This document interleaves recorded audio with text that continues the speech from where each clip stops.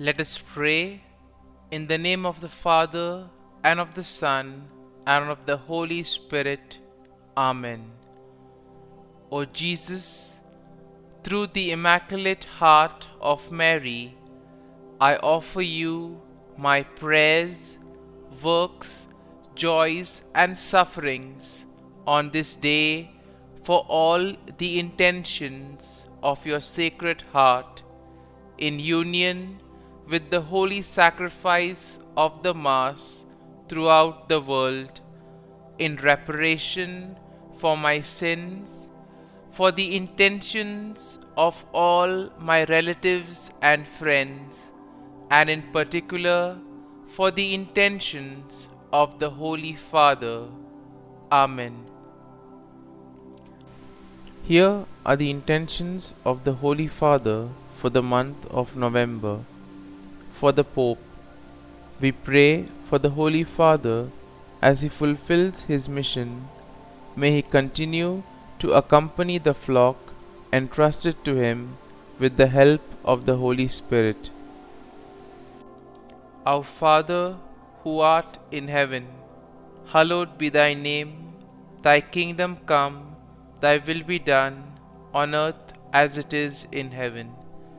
Give us this day our daily bread, and forgive us our trespasses, as we forgive those who trespass against us. And lead us not into temptation, but deliver us from evil. Amen. Hail Mary, full of grace, the Lord is with you. Blessed are you amongst women, and blessed is the fruit of thy womb, Jesus. Holy Mary, Mother of God, pray for us sinners, now and at the hour of our death. Amen. Glory be to the Father, and to the Son, and to the Holy Spirit, as it was in the beginning, is now, and ever shall be, world without end. Amen. My dear friends, the Word of God welcomes us this morning. And as we prepare ourselves to enter into this new day,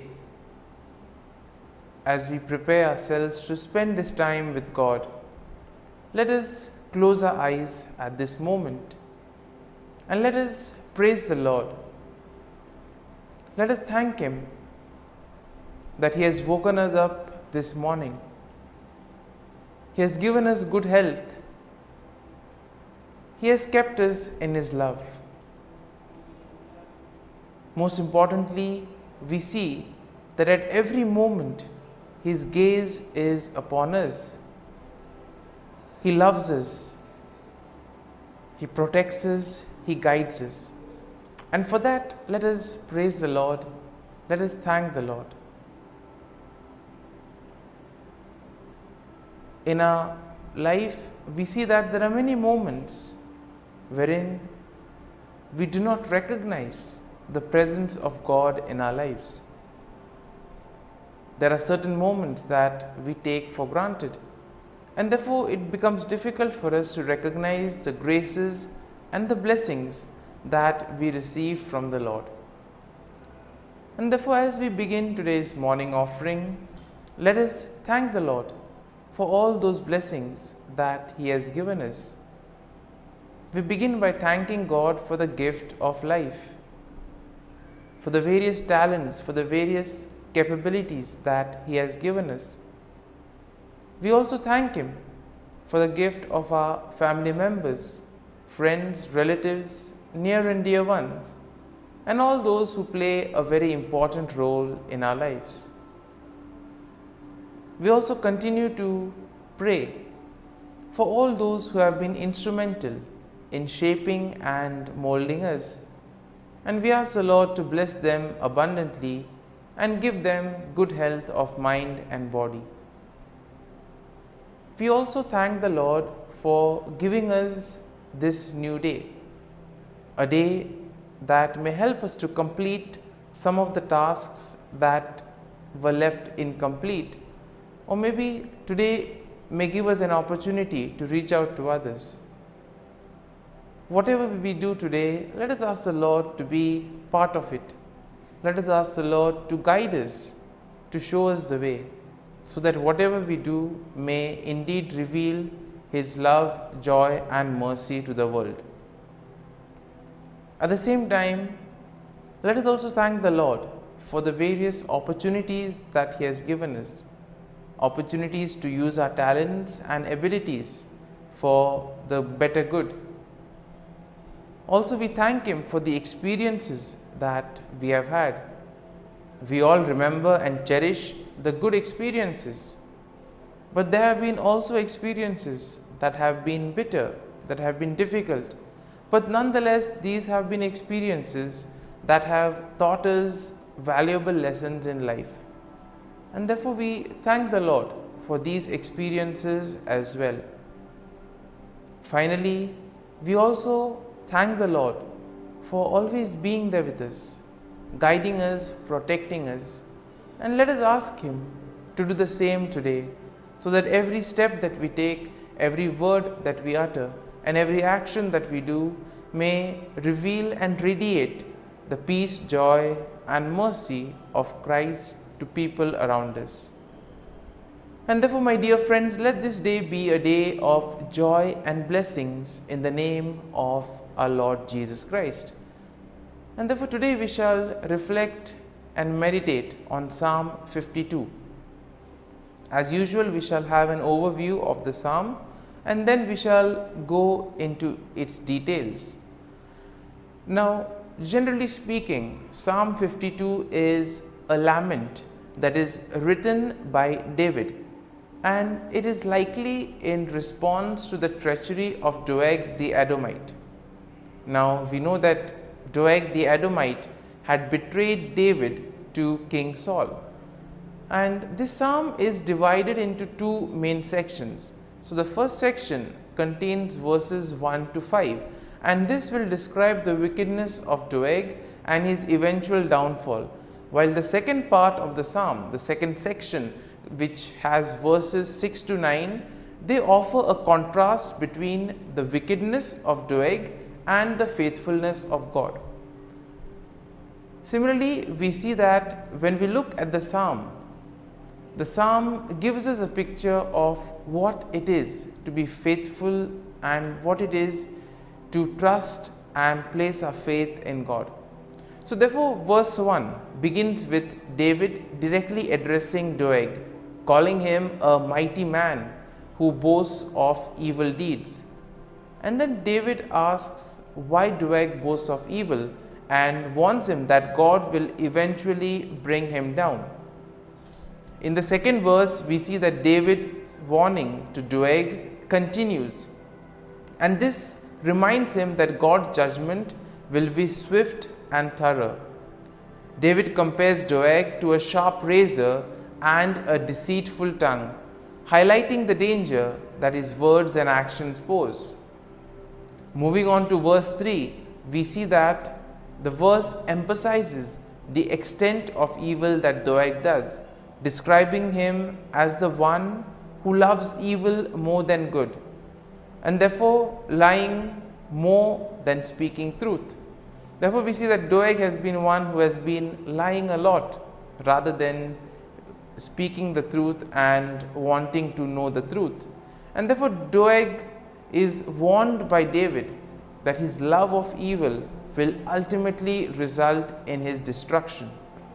And therefore, the following verse 4 also continues this same description that David does of Doeg's wickedness, comparing him to a devouring fire that consumes everything in its path. And therefore, David notes that Doeg has set himself against those who are righteous and warns that God will eventually cut him off. And therefore, this first section is concluded in verse 5, where we have David again warning that God will bring Doeg down. David notes that Doeg will be uprooted and driven away from the land of the living, and that the righteous will ultimately see his downfall.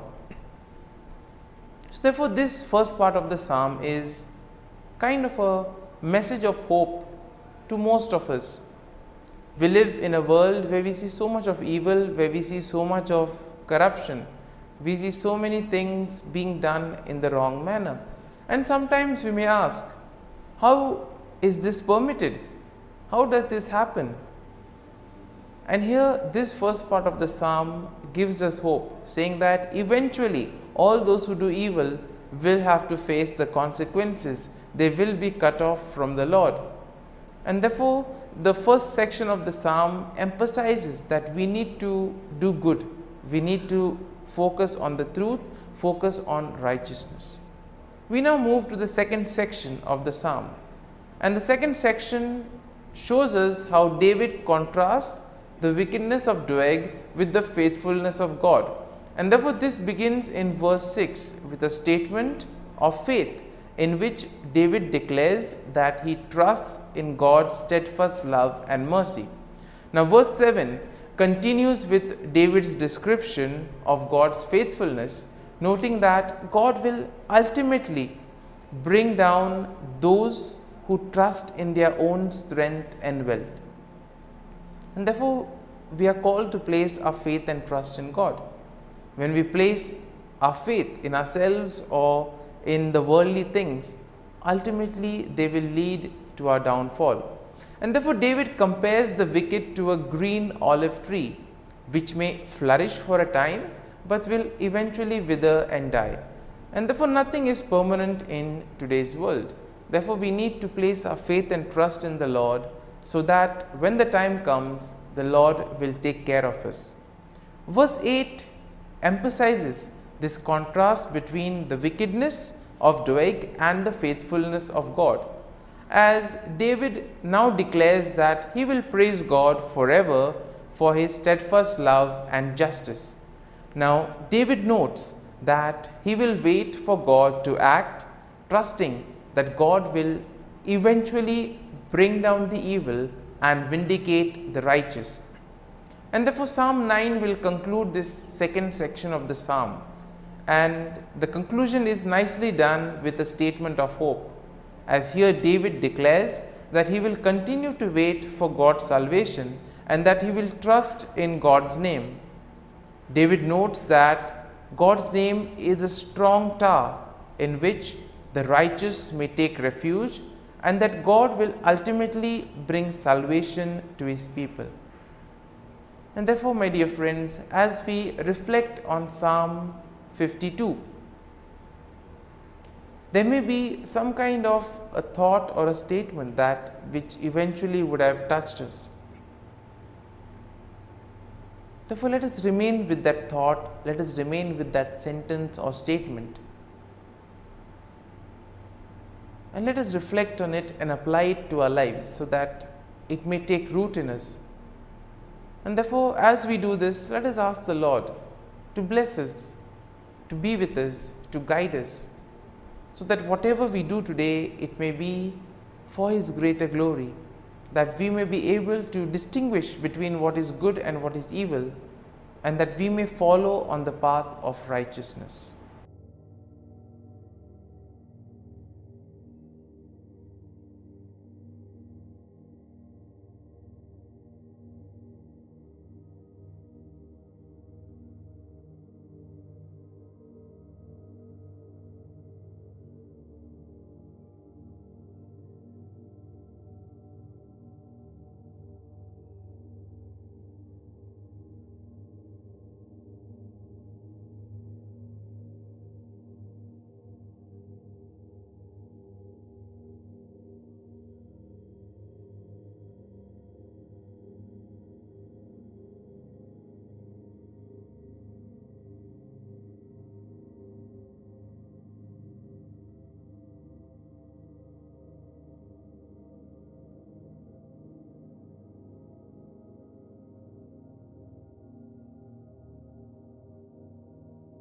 Prayer to Saint Michael the Archangel for protection.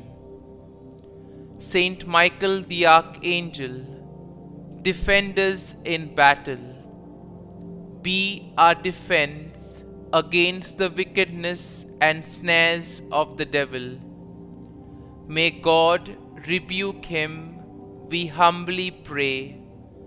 And do thou, O Prince of the heavenly hosts, by the power of God, thrust into hell Satan and all the evil spirits who prowl about the world, seeking the ruin of souls. Amen.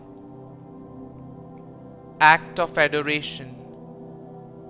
O Sacrament most holy, O Sacrament divine, all praise and all thanksgiving be every moment thine. Saint Gertrude Prayer for souls in purgatory. Eternal Father, I offer Thee the most precious blood of Thy divine Son, Jesus, in union with the masses said throughout the world today, for all the holy souls in purgatory, for sinners everywhere, for sinners in the universal church, those in my own home and within my family. Amen. May the divine assistance remain always with us, and may the souls of the faithful departed through the mercy of God rest in peace. Amen. Glory be to the Father, and to the Son, and to the Holy Spirit, as it was in the beginning, is now, and ever shall be, world without end. Amen.